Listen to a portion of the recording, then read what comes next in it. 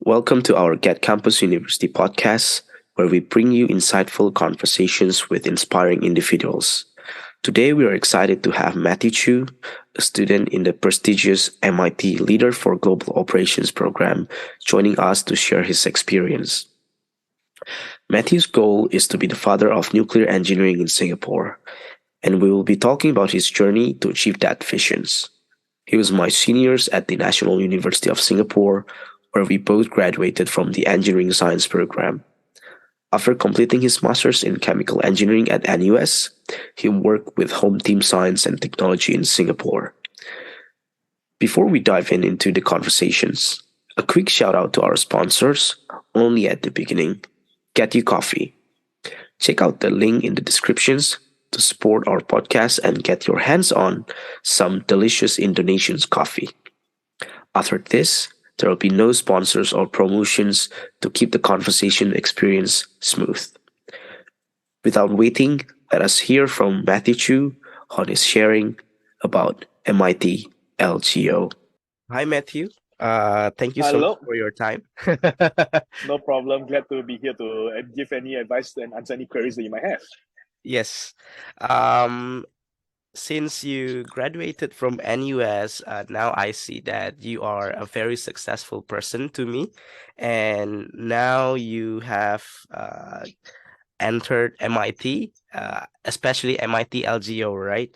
So now you are in Master of Science, Nuclear Science and Engineering, and also MBA.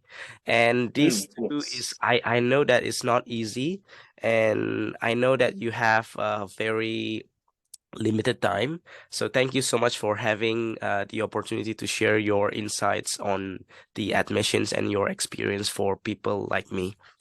So to start the questions, right? Maybe I can Yes.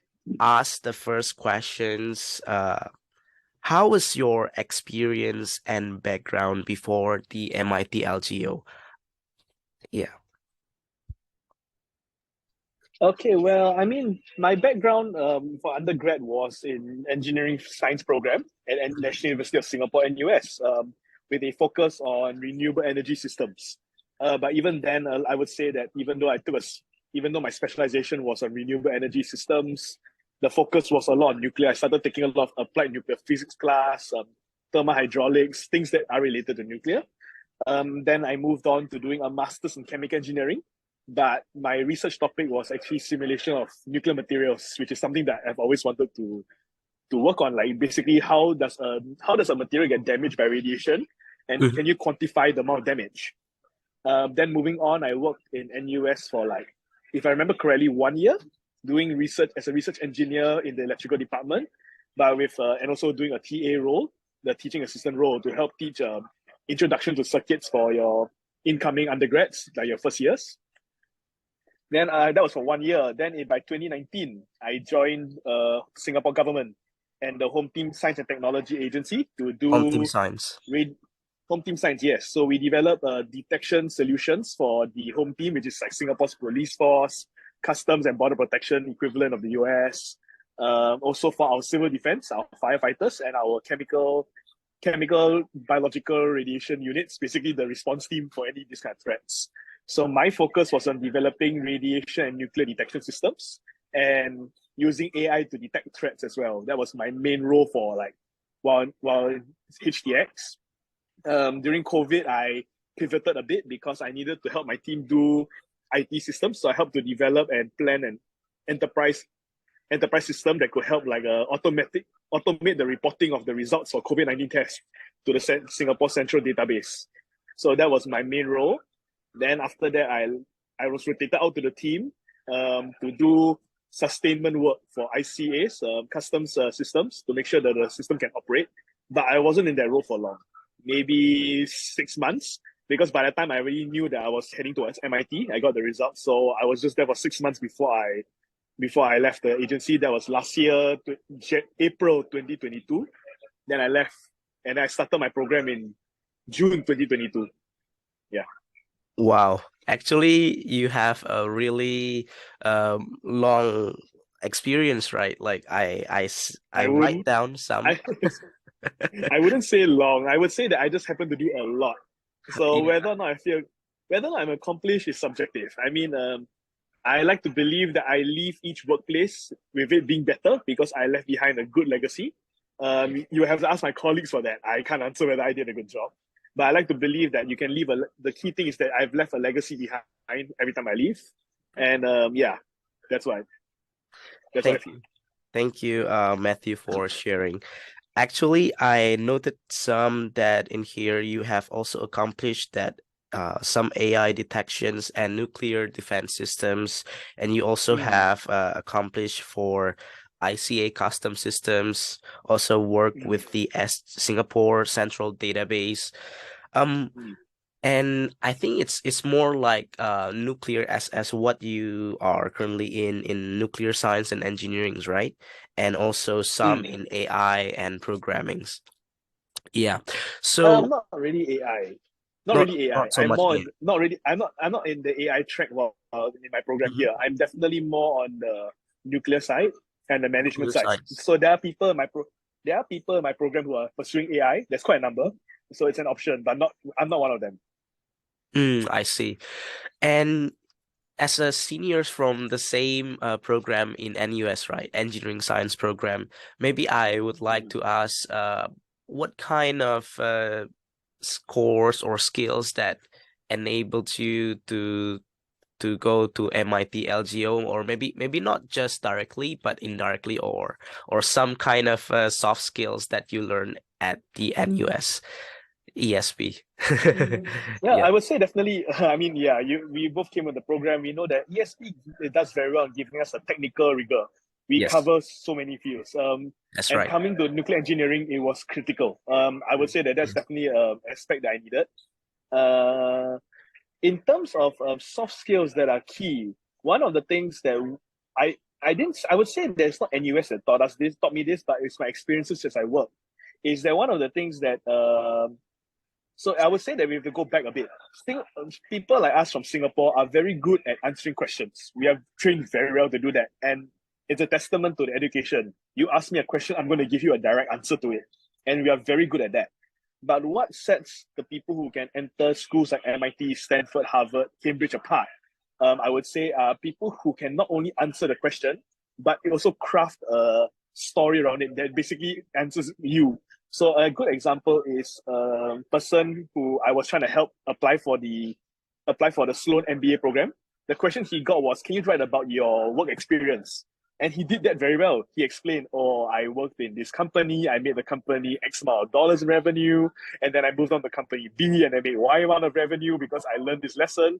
I mean, he did answer the question. He answered what was his experience. But if I'm the interviewer reading the paper, my question is, so what? What did that do to you? And that is something that I would say Singaporeans, we need to learn as a whole, like not just to answer questions, but to also understand how to answer the question. Like we do that very well. We answer the questions very well to the point. But if you're who's the audience are talking to? And I would say that that is a key soft skill that we need to learn beyond just what education teaches us. Because Singaporeans, by our nature, are very good technically. Our technical work is unmatched. But it's all these soft skills that really makes you stand out from the pack. And I would say that that is probably one of the key skills that probably allowed me to enter the MIT. Um, Also, my work experience and your letters of referrals, all these play a part. Because schools at MIT look at the whole student, not just his grades. Because my grades weren't spectacular in NUS. I did okay, definitely. I was able to work, so clearly grades was fine. But I wasn't your stellar 4.8 upon 5 student. Like, I was Mm. never there. So MIT looks at everything else. And I would be confident to say that Harvard is the same, Stanford, your top schools are all the same. They understand that there is more to a student than just the straight A's, although straight A's help. But yeah, so you need to learn. So I would say this one key skills I talked about is the ability to craft a story when you answer the question. Another key skill that we need to train is also it's something that we is something that I realized that when I talk to some Singaporeans at MIT that we have, the people who are here, many of them have visions, like long-term visions and Visions. goals. Like vision. Like they basically see themselves doing something. Like I know a friend here who came to MIT because he wanted to do sustainability for Singapore. So he's Yes. like, I see our country as a sustainability hub, and I know they're looking at, for example, hydrogen. So he goes, it's a good thing, but they don't have the current expertise because there's a lot of supply chain issues they don't understand. I want to come here and go into consulting so I can learn and then go back to Singapore and build. So there's already a story around your runway. So basically, you have a vision for yourself and where you go. And when you have, and what they teach us in Sloan is this is what you call the North Star. It's basically your guiding principle that sets your direction. Like basically in the old days when you're sailing, you always look for the North Star. North And so Star. for many of us, the North Star and many Singaporeans, we need to have this. We need to have a North Star that we can work towards, and then you can craft the story towards. Because if you have a North Star, then you can explain the question of tell us your work experience better. Because your North Mm, Star could be, I yeah. was always liking data analytics. So that's why I did company this. Company A, I worked on data analytics and I realized, oh, if I did this, I made X revenue. Suddenly now the story begins to make more sense as opposed to literally answering Yes. the question. So this is the kind of skills that we need as Singaporeans to go beyond what we have. Because again, the problem isn't the technical skills. The problem is on everything else that we have. We need to have Yes. training in that area. Training in that area. Yeah. I think I note down you have mentioned that rather than just saying I have achieved this, I made revenue for my company, how much, then something like, yeah, a lot of achievements. But you were mentioning we need to know, so what, right? And what did they Mm, do to you? And secondly, also know who is the audience that you are talking to. And mm, lastly, you mentions about the soft skills of how to craft a story, make a mm, visions, especially like North Star, have that I think I read some books called Grit by Angela Duckworth. So mhm, having a fair high level goals basically is like a North Star. So mm, if you are have a motivations, right? Like for example, people have motivations to go to MIT LGO. How do you mm, actually explain to them your North Star at the interview, and what's your motivations mm. to go to MIT LGO? Okay. Well, for me, the reason I chose MIT LGO is because the degree program is very practical in nature. You gain an MBA with a master's in engineering of your choosing. So I think there's 9 different departments that you can choose from mechanical to civil to aeronautical, nuclear, operations research. So these are all options for you to choose from. And so when you apply to a program like the LGO, you have to know which department you want. So it is not like your traditional MBA where you are allowed to say there is flexibility in a traditional MBA. You're applying it because why? You want to go to business school, you want to pivot to a different field, you want to try something different, or you want to advance your career. So there is all sorts of stories that you can craft for the MBA. For the LGO program, when you apply, you need to choose which engineering department you want. So you need to really have a general idea like, okay, this is the direction I'm going. And that's the department I'm applying for. And so that's the first thing you can know about this program, which means that inherently you really must have an idea of why you want to go there. You don't have to have exact details like, oh, I'm going to become a aerospace engineer for Boeing that can help them save the supply chain. I mean, that's very specific. It's good if you have it, but you don't need to that level. But you can say something generic like, oh, that we know that after COVID-19, the aerospace supply chain has been having challenges. So I really want to use my knowledge that I'm gained to go into the field to try and solve it. But you just don't know which area you want to work yet. You do not know the details. And then for me personally, my North Star has always been the same for many years. I have always wanted to do nuclear engineering in Singapore. Nuclear I've always engineering. wanted engineering, not just energy, but nuclear engineering, which is an all-encompassing field, including nuclear energy. And Wow. I wanted to, and I had a long, I used to joke with my friends that I have a vision. My goal is to be the father of nuclear energy in Singapore. It's a grand goal. It's Probably great. will never It's work. great. Yeah. Yeah, no, but yeah, but the thing is, you see, whenever sometimes some friends will go, "Are you mad? Like it's never gonna work." But that's the thing. Goals are not some visions are not meant to be realistic. Visions are meant to be something so crazy that you can work towards. And if you can make it work, good for you. If you can't, it's okay. It's a vision. It's not meant to be. It's meant to be your guiding star. And it may have started as a joke, But that became my guiding principle. Everything that I want to do in nuclear energy and nuclear engineering, can I bring it back to Singapore to make it work? And that is the reason why the LGO program became so attractive. Because when you learn an MBA, especially in a program called the Leader for Global Operations, you realize that there is a very key aspect of nuclear that we never talk about. Everyone talks about the technical safety. That's correct. Technical safety is one problem. But even without the system, let's say you want to build the industry without having the reactors in Singapore, you need to know how to manage the people. You need to know how to plan operations around it. You need to plan the supply chain. That is not just a technical thing. That is really an MBA aspect already. Yes. And again, it is not talking about building a reactor in Singapore. Even if you don't want to build a reactor in Singapore, but you just want to build a workforce so that we can protect ourselves, you still need to know how to manage people for that. So that is why the LGO program became a very attractive option for me. And that is how I crafted it. So when I was telling them during my interview, they said, why LGO? I was saying this.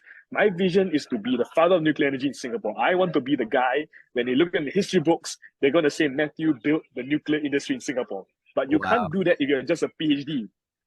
You have to be able to do it when you have to be able to understand how to manage the people. A PhD will always be very good at the technical details. That is a given.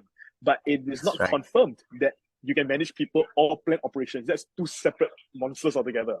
And so that is the reason why, that's how I saw myself. And the person asked and said, what happens if we don't make it? My answer was, it's a North Star. It's not always meant to be. Some people can succeed in it, some people can't. So I would say that was the answer I gave to, people. And sorry about it. Because someone messaged me and I was like, yeah. So yeah, that was basically so what was I talking about? My apologies, because someone distracted me while walking by. It's okay. Take your time. Okay, I apologize. So I told them, I said, I was talking about failing of the vision. So I said, it's a vision. It's not meant to succeed. I do not know whether it will succeed, but it is a vision I've set for myself. That is my North Star, and that is why I applied. And then what followed up was the question was like, what are the schools that you apply for? Because one of the important questions that they always ask is they want to make sure that you have options. They don't want to leave you dangling. And I will never forget the face of my interviewer, because I told her, I applied for no other school. I applied only for one school. This program, I only have one. And when they asked me why, it went back to my North Star, because MIT was doing work on something called microreactor, which is something that I really feel is going to be beneficial for Singapore in the long run. Not now, but in the long run. So I told them, I said, what was the point of me applying to another school if they don't have the work? It's pointless. I mean, I'm not coming to MIT and to do a dual degree just for fun. There is a purpose behind my application. And so like that, based on that vision, why should I apply to Harvard? Why should I apply to Berkeley? I mean, they're good schools, but they're never going to give me what I want, because it will never fulfill my vision, my North Star, my planning guiding principle. And I firmly believe that because of that, that is what made me stood out during the interview process compared to the rest of my folks. Because I can tell you, my classmates are smart. Like, they're smart on a different scale. I don't even hold a candle to them. So I always like to say, I didn't make it in clearly based on my smartness. I did on something else. But But jokes aside, they are really a great bunch. But all this comes into play because at the end of the day, the people who are applying with you are not dumb. These are the cream of the crop. You don't apply to a dual degree program in MIT if your grades are straight D's. I'm so sorry. I have to be upfront. Yes. But if you have a decent grade, then what makes you stand out atop the pack is all these other things that come into play. Your ability to articulate around your North Star, the ability to craft a story when answering a question, or answering the most important so what. Always most important question, so what? You're telling me this. What does this mean? Does it have any value to the story? So this is the important things of how to craft the skills to craft any application, not just to MIT, but to any school. That's I think I noted down a lot. I definitely can learn the North Star that you mentioned from what you shared just now, right? I see that you have a very confident and very strong North Star. And I think if I want to take one key takeaway from this North Star is that vision is not meant to be like, it's not meant to be realistic. Like, it has to be like very, like, it can be like a dream. Like, if let's say we fail, then it's okay. Then we can try again. But if we succeed, then it's very great, right? Then Of course, I you're right. really agree that it sky's the limit, and I see that in you. Yeah, and Yep. when you I, mentioned, yeah, I uh, think the key thing to remember is this: when you come up with a vision, don't worry that it doesn't make. It needs to also make sense. Like, don't tell yes, me you're going to. I mean, when you come up with a vision, I'm going to live on Mars. I mean, mhm, that's a bit ridiculous. But yes, you can have a vision like I'm going. I see a vision. Let me give you a good example of a vision that is somewhat crazy. Probably won't work, but it's still something worth doing. So Blue Origin is a good example. Blue Blue Origin. Origin's vision, they see a vision. They basically, when I went to visit the company as part of my program, I had a chat. They basically said our vision is that we see people working in space, like literally just to commit to space, like they're committing to work. That's their vision. Does that make sense? No. But the vision is meant to not the vision is meant to be so ambitious that you're going, what? So that is a vision, and that is a good one. I don't whether or not it makes sense. Let's worry about that. But when you start planning around that, then for them they go, okay, if I want people to commute to space as if it's normal, then my cost needs to go down. So you see, they created an insane vision, but there are tangible benefits that come from it. Another example that's closer to home for many of us in Singapore is look at Singapore today. When we became a country in 1965, our leaders said this is what Singapore is going to be. How many of us actually believe that we are going to make it? Not many. I mean, I would hazard to guess to say not many really believed it. Like they put their trust in Mr. Lee Kuan Yew, but Yes. how many of them really said we will make it? He was one of the few that said we will do it, and then he worked towards it. And I would say that's why he's admired globally. He's one of the few people on earth who made a vision that was so unrealistic, but it was a vision, and he made it work. And Mm, so that's the key takeaway for I would say to share with everybody is this: it's okay for it to be unrealistic, but make sure it makes sense. don't uh, okay. don't make a vision that doesn't make sense. Yeah, but Makes it's okay sense, to be right? unrealistic. Yes. Yes. I agree with you. I think I read in a books called Psychology of Money, and they are saying that you don't need to be rational, but at least you have to be reasonable. So in this case is, yeah, make that maybe unrealistic, but still have a make sense. And I Mm. think next is that you were saying we have to work for that visions, right? Yeah. So Yes. maybe to jump to the next questions, right? After Sure. the interview, maybe um before the interview you have to submit like GRE, right? Something like GRE. Yes. Yeah, correct. So Yeah. I was lucky. I applied during 2021, where there was still no GRE or GMAT requirements. I had full waiver. Um, so the good news for MIT is that the MBA program at MIT doesn't require it to be specifically GMAT. Some other schools do. Whereas MIT is like, if you apply for GRE, it's still fine. I would say that for people who come from Southeast Asia, in particular Singapore, you should take the GRE because it's easier, and you should be scoring near full marks because it's very people of our caliber who've gone through the technical details that we've gone through. The math section is doable, very easy. The part that may kill us is the English. English. So we will need to do some practice on that. If I recall correctly, and don't hold my feet to the fire, I can't remember what's the score, but I would say that I remember correctly, each section is about 800 points for the Mm, GRE. You should be yes. scoring around 780 to 790 for each section. I would say it to be reasonable. Because if you score anything lower than that, it will be challenging. Yeah. Okay.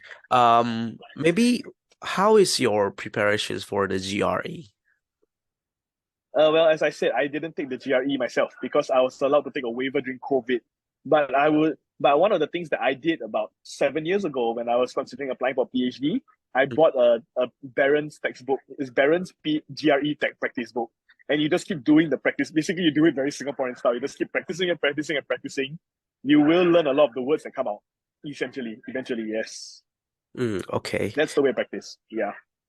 I think yeah, is the GRE so GMAT is not necessary anymore, right? Like, I mean, like, Only can be only for used MIT. Only for MIT. only for Other MIT. schools will still other schools will still require the GMAT. So you need to Okay. check with the school whether what's their requirement. MIT basically says we don't really care. You can choose either one, we'll take it and go. because MIT is actually, I think MIT is trying to phase out the GRE or GMAT requirement. No Yes. confirmation whether that's happening, but other schools still require it. So please check very carefully when you apply for the school. Okay. Thank you, Matthew. Maybe my next question is about the financial aid. Do you Mm. know any financial aid available in MIT or like people coming from Southeast Asia? Um, so the LGO program gives quite a very generous fellowship. I'm getting like 50% of my education funded by them. 50% of my tuition fees paid for. For the MBA side, not so much. So the MBA side, there are scholarships for ASEAN folks, but I don't essentially I don't know the numbers, but I'm very certain that I got the most out of every one of them because mine is full 50% funded. The rest don't really have that benefit. So that's why it's quite expensive for them. But so MIT has a standing arrangement with Discover Bank in the US. So if you come for the MBA, you can take a loan to fund your education.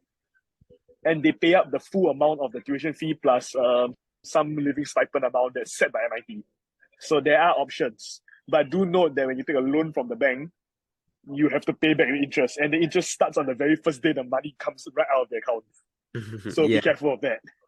yeah. Yes. So basically you need to pay for because it's LGO, right? You need to pay for the both programs. Nope, Okay, only one. You only pay not for one. only So one. LGO already has an arrangement that we only need to pay $20,000 more than your average MBA because Mhm. we have to start in summer. But we don't pay 2 degrees. We only pay for 1 degree. Pay And we for get one two degree. degrees. Okay. Yeah. Wow. It is a very good deal program, but you'll be prepared to work. I'm not gonna sugarcoat it. It is a tough program. Tough If you come programs. in, it's tough. You come from engineering science. Think of engineering science 3.0. Let's skip two. That is how tough it can be. Your workload is insane. Okay. It is not a cost for everybody. It is a cost only for those who really want those who are prepared. Like honestly, the phrase is, are you prepared for it? Don't come in and like, oh, roses and daisies, I'm gonna survive now. Yeah, nah. You are going to work. They're gonna make you earn the 2 degrees. Okay. I think I really want to jump to the next questions, which is basically asking your experience at the programs. I think you have shared some of the uh sites about like Mm. how tough it is, but maybe before that, I want to know like if do we have any websites that we can read through or any source that we can find any financial aids available for us? Well, for LGO, if you look at the LGO website, they do talk about fellowships and stipends. Um, MIT itself does have some financial aid office that gives some details. I know as an international, unfortunately, as an international, a lot of the fellowships are not applicable to us. Just to be very upfront, that is the sad thing. Unless the only if you want to get you want to get full aid, the only way to do that kind of full aid is to work in the research division. That means I'm doing not a dual degree, I'm doing a master's of engineering or I'm doing a PhD. Then you're funded by the professor. Then there's a different thing altogether. But if you want to get some understanding, you can search Sloan financial aid and see what comes up. They have a whole page on that. I just didn't bother to follow up because I knew that most of them I am not applicable at that point in time. So I didn't bother to search. But you can definitely go up and take a look at them because there could be some fellowships which are applicable to people, because if many people watch a show, they're watching from all over the world. There could be some scholarships applicable to your country. So double check on I that. see. But for Singaporeans, there's none. That's all I I can say. see. So, just now you mentioned people take PhD and master program together. You mean like they do PhD and masters and get funded? Oh, basically in MIT, the model is if you want to do a PhD, the professor must fund your education. Same with a 2 year basic master's. That means not the LGO. So if I were to just do nothing but my nuclear engineering, my professor needs to they need to pay for my tuition fee and give me a monthly salary. So I I will see. get full coverage and without any of the downsides. But your research assistant don't expect a lot. Mm, I Sorry, see. you get I enough to think survive, but you don't get you don't live a life of luxury, but you get enough to survive. Yeah.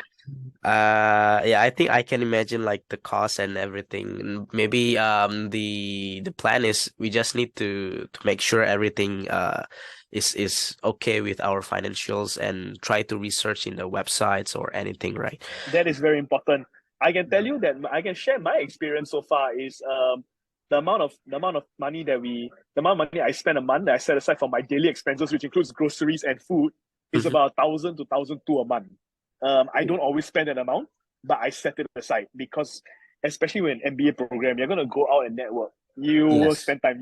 If you come to an MBA program and you don't go out to network, I'm Yes. sorry, you're just wasting your money. So you have to be prepared to go out and spend money a bit with your friends, enjoy a bit. Um, so that's why I said about 1,000 to 1,200 a month. My rent is outside campus, which is slightly more expensive than on campus, but it's a much better deal overall. My rent is about 1,300. Some people pay as high as 1,500, even possibly 2,000. So 2000. it depends on where you want to stay. I would say that a good number to set is 1,500. Then try and find houses around that value down, because Mm, it is possible, but you need to stay with housemates. okay. So a month I usually spend about 2,000. In total, you see 2,006, give or take, and then 2006. that would be a very comfortable amount to just set aside. And by the way, this is in US dollars, not Singapore dollars. So take note. Yeah. Yeah. Yeah, I can see that. Because some people they just sometimes they worry on the financials first, then they just decide not to apply and everything. I can understand with Mm-mm. that. Um, yeah, maybe need to research a lot and find a way for this. But I can see the return of investment from this program is you have basically 2 degrees, right, in business and in engineering. And in this case, in your case, is science, right? Master of Science, No, engineering. I'm doing engineering. it doesn't matter. So MIT basically gives it as a Master of Science in general. They Hmm. don't have a specific Master of Engineering. But I mean, when you come from MIT, people assume you to be an engineer first because that is what the school is known for. I see. Mm. Okay, maybe we jump to the last questions. My last Sure, question no problem. is just can you describe how is your day in MIT at MIT LGO with 2 programs? I know you're very busy, but can you share like what is exciting, how tough it is, how do you prepare for that? Well, Yeah. I would say that definitely it is something that is my day starts typically. You wake up at 8:30 in the morning, try and do some exercise. I try, um, and then you do have some work. So my personal day this semester is pretty good. Most of my classes start at 11, so I got time to actually wake up Yeah. before I go class. So my day would probably in the morning, especially since I'm a morning person, but I'm very productive studying at night. So I'll wake up in the morning. I usually take my morning off. Like I try to relax, exercise, do a bit of my own reading, play games if I want to. Then I head to class. Most of my classes end by 4 p.m. Then I'll start my work, my studying. Um, in order to maximize my time, I do a lot of meal prep on the weekend, so I don't have to cook too much on the weekday and take out time that I can use for studying. Because especially as you pointed out, it's a dual degree. There is a lot of work that comes with you. And at the end of the day, even though the MBA side is all for networking, you still need to pass the grades. Don't Yeah. just go in and say I'm not doing any work. You still need to pass. So you have to do homework, and that would be and then you basically worked around 11 to 12. I have been sleeping at 1 a.m. regularly because I'm in the nuclear department, which is not an easy department, but I chose it. So I just go with it. And then I sleep around 1. That's my typical day. And you talk about getting ready. There is actually a party that's happening right now towards my right where I just came from. Uh, So where random. Okay. it's a Southeast Asian party. So basically, you Oh, join all these kind of events. You can meet people, make more friends. I think that's the key thing that you need. And so yeah, that is a typical day. But that I'm underselling how much work there is for us. Um, great. to anyone who's interested in LGO, I would say it is definitely a program worth applying for. It's definitely a program to consider, but don't expect it to be roses and daisies. You will work, and that is the key thing. If you, I would say that don't be surprised. You want two Don't be degrees in two surprised. years, you have to work. Don't be surprised about it. Don't, and it's MIT. MIT does not suffer fools. They want to train the best and they want to graduate the best. They're Mm, not gonna yeah. let you be half. They're not gonna let you just wishy washy your way through. It is going to be training. But so if you don't think you can handle that level of pressure, don't even start. I'm very cynical about it, but it's also being realistic. It Yes. is something you need to be prepared for, because if not, you will have very bad mental health here. It can get very stressful. Remember, you're surrounded by the best people in engineering science on the planet. You're in the best engineering school. The people here are genuinely smart. And it is normal to feel as if you're dumb, to be very Mm. blunt. But if you're not prepared to work for it, it will eat you very fast. I'm sad to say that there really was a potential suicide this semester due to Mhm. stress. Not from my program, thankfully, but Mhm. you can see how it gets to people. Yes. So I know it's very morbid, but we need to be realistic about what Yes. we are expecting when you apply this program. It's not going to be easy, and you must make sure that you know what you want out of it. Don't apply just for fun because it sounds cool to have 2 degrees. I know it sounds cool, but the trade-off is just suffering for it. And if you don't have anything to gain out of it, it is not worth your time. I agree with you. Yes, we have to think through what is your expectations when you come to these programs, right? Especially 2 degrees programs. Maybe what to close this discussions, right? Do you have any tips or any statements, one sentence maybe to close these discussions and to encourage or discourage people to go to MIT LGO? Please. Well, I would say the one statement I say is find your North Star. Once you know your North Star, then you know where to apply, what to do with your life. Because at the end of the day, applying to MIT, LGO, or even the MBA program without a North Star is honestly a waste of time. Because if you get in, but you have no idea what you do with your life, I'm going to be very cynical. You are going to be taking a space away from someone who really could have used it. And that's being selfish at this point. Because there will be people coming in, going out without really having the program benefit them. So you just wasted money on your end and you've taken a space away from someone who could have benefited. So the one statement is in general is find your North Star. Once you have your North Star, everything will be much clearer. And once you have the North Star, then it's fine to fail. Because sometimes maybe that wasn't the path to make it to your North Star. Maybe there are other paths for it. I Thank think that you. is key. Thank you so Mhm. much, Matthew. I think No the problem, timing is now Venus. is time left is 2 minutes. Maybe I'll just end Yeah, this discussions. So yes. I think we have talked about your backgrounds, your story for the North Stars, the interview, the GRE, financial aids, and we have covered the experience at MIT LGO. And I want to say Mhm. thank you so much, Matthew, for your sharing for today.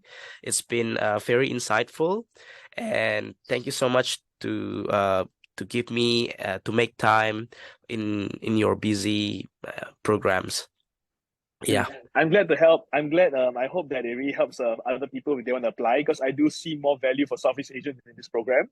So I do hope more apply. And yeah, if there's anything else, you can always feel free to reach out to me. I'm busy, but if you really want to, just drop me an email, drop me a WhatsApp if you can get my contact, and I'll reply as soon as I can. And if I don't reply, just drop me a line to say like, "Hi, I messaged you before," just to follow up. I'm more than happy to help.